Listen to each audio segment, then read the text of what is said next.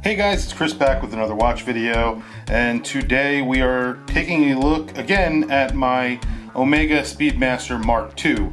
However, you may be wondering why the case back is actually laying right next to the watch, and that is because I have taken the case back off and I have actually put on a clear case back. That's right. So you can now see the caliber 861. So this is a Le Mans-based movement, as many of you know. If you own a moon watch from this same era, this is the movement that you would see in the back. However, clear case backs weren't really a thing back when this watch was made, and I was on Instagram one day and I saw a post with a Mark II where the case back had been removed and they replaced it with a clear case back. This has a sapphire crystal. Some of them have mineral crystals to match the dial.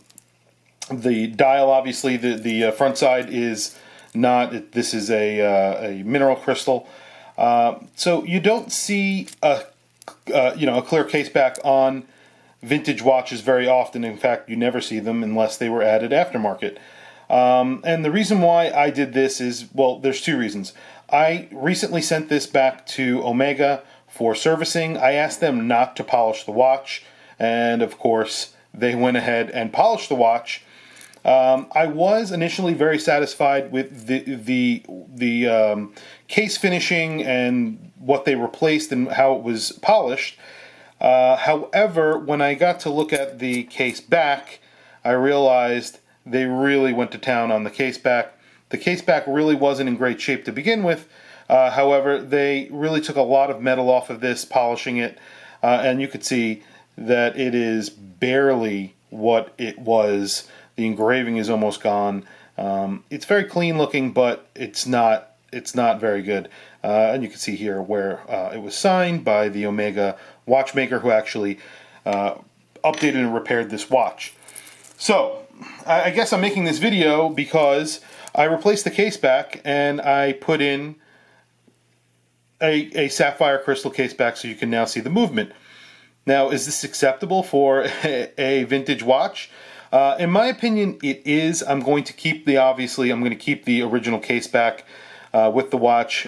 This is a watch that I plan on keeping for the rest of my life. It will be handed down to my family member, my children. So yeah, I also put back on the strap. I fixed the strap, the bracelet that it came with. This was the aftermarket bracelet that was on the watch when I purchased it through a estate sale. So I plan on replacing this bracelet. However, I think I'm going to keep this case back. It doesn't fit perfectly. There is a slight gap. However, the gasket does fit, so I believe the water resistance should be fine. However, it is a vintage watch. I'm never going to go swimming with it. I probably wouldn't even wear it in the rain, although it should be fine completely in the rain. But I like the way it looks. You may have a different opinion. Please let me know what you think. And this also reminds me of my other watch that I have that is also a vintage watch that has a clear case back, and that is my Delma.